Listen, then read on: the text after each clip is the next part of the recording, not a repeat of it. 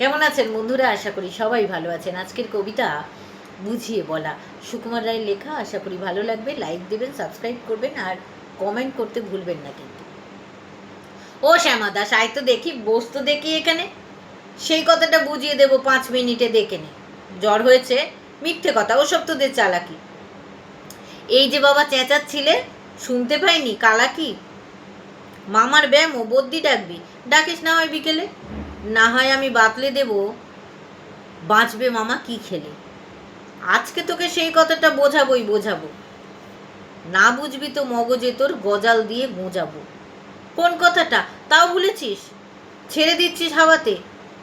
কি বলছিলাম পরশু রাতে বিষ্টু ঘোষের দাওয়াতে? বলিস নে তো বেশ করেছিস, আবার শুনলে ক্ষতি কি?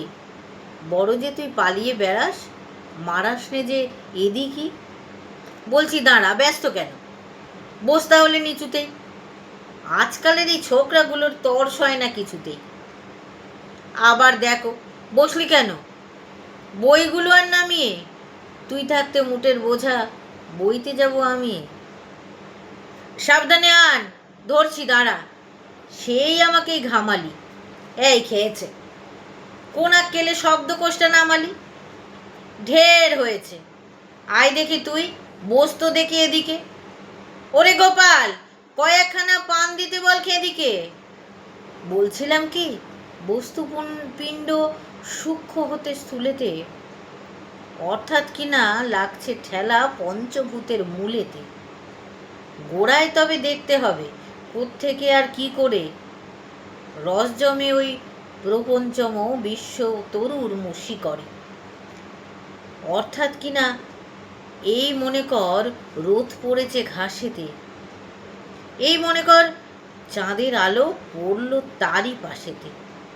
আবার দেখো, এরই মধ্যে হাই তোলবার মানে কি? আকাশ পানে তাকাশ খালি, যাচ্ছে কথা কানে কি? কি বললি তুই? এসব শুধু আবল তাবল বকুনি।